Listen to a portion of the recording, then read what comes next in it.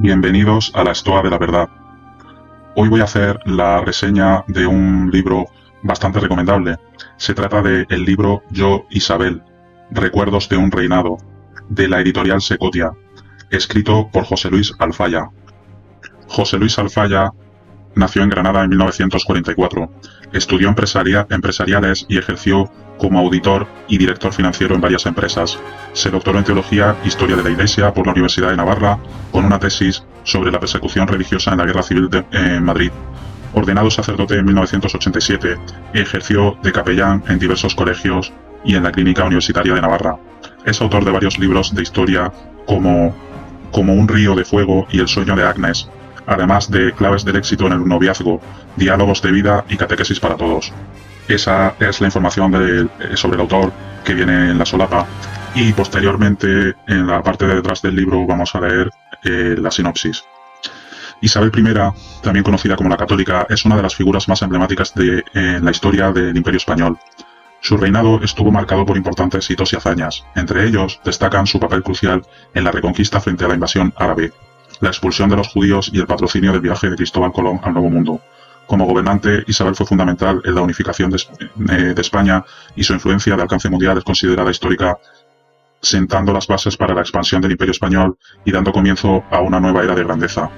Descubre a la mujer detrás de la corona, sus miedos, sus deseos, sus triunfos, una reina indomable en una era de grandeza. En sus escritos, Isabel firmaba como yo, la reina, y antes de serlo, yo, la princesa.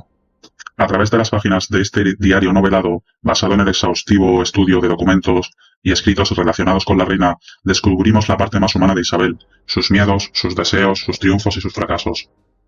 Cada capítulo nos sumerge en el corazón de una mujer determinada a dejar su huella en la historia. La reina de Castilla y Aragón nos deslumbra con la historia de su vida, desde los primeros años hasta su ascenso al trono y su lucha por unificar España. A través de sus palabras, somos testigos de sus pensamientos más íntimos y las decisiones más difíciles que adoptó durante su reinado. Sumérgete en Yo, Isabel, una novela que incluye el testamento auténtico de la reina, redactado en sus últimos días. Isabel de Castilla, una figura monumental, fue una líder indomable cuya visión y coraje cambiaron el curso de la historia de España. Pues bien, y pasando a mi opinión sobre el libro, me parece un libro muy bueno. Yo personalmente, yo soy un apasionado de la historia. Me encanta, pero he de reconocer que no suelo leer novelas históricas porque me parece que es bueno la novela histórica es buena para introducirse en la historia, para gente que no esté muy acostumbrada, pero como lector de años de historia prefiero los estudios críticos, digamos, que no están novelizados, porque siempre existe el riesgo de meterse en la cabeza al novelizarlo, meterse en la cabeza de la persona que se está biografiando. Y eso pues puede estar bien a nivel divulgativo, pero lo veo arriesgado porque como queda vértigo, ¿no? O sea, si yo fuera autor, si yo fuera escritor, pues ¿cómo te metes en la cabeza de una persona que existió? Puedes hacerlo, evidentemente, pero no sé, es un poco complicado. No obstante, aunque yo no sea muy fan de las novelas de historia, sino que prefiero la historia pura y dura, este libro sí me ha gustado. Me parece que, aunque José Luis Alfaya pues se mete en la mente de Isabel la Católica, pues lo hace de una manera con muchísima documentación. Es un hombre que ha estudiado muchísimo la figura de Isabel, así que tan documentado está el libro que casi se me olvidaba que estaba novelizado. Se nota muchísimo el cariño del autor por Isabel y el respeto tan grande que le tiene a la figura histórica de Isabel. Es un libro para desintoxicarse de las novelas negras antiespañolas. Se han dicho muchas tonterías de Isabel la Católica y de Fernando el Católico, y no digamos ya de la conquista de América, que eso ya es para echarse a llorar las cosas que se dicen, cuando lo que hizo Isabel la Católica fue darle pleno derecho a los indígenas de la Nueva España. Se le dio una figura jurídica de respeto total como un ciudadano español cualquiera. Evidentemente hubo abusos en la conquista, sin duda, pero es que eso, por desgracia, es inevitable. Si hoy en día hoy en día están descubiertos todos los continentes, pero imaginemos que se descubriera uno nuevo, cosa imposible a estas alturas, pero imaginémoslo. Volvería a pasar eso.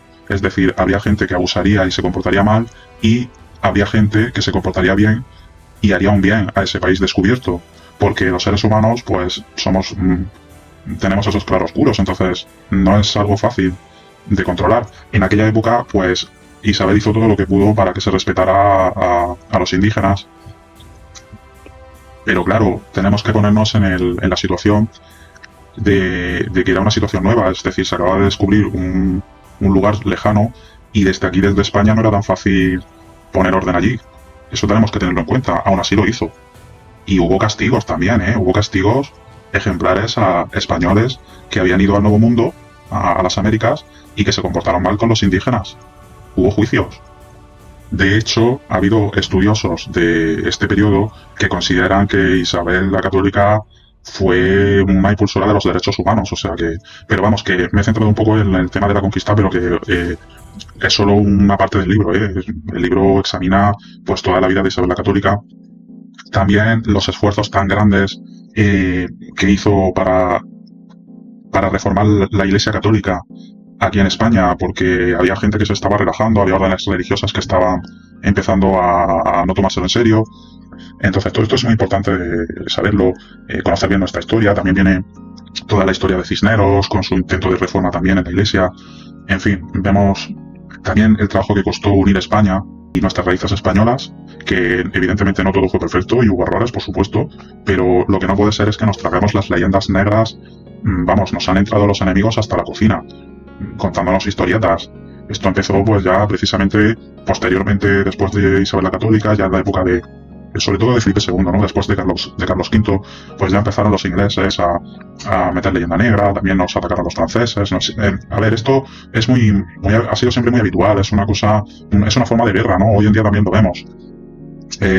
Pues echar, digamos, porquería o cosas negativas a otros países. El problema es que esto, si bien siempre ha pasado entre países, aquí ha calado probablemente como en ningún país. Es decir, nos hemos creído la versión de los enemigos ancestrales de España.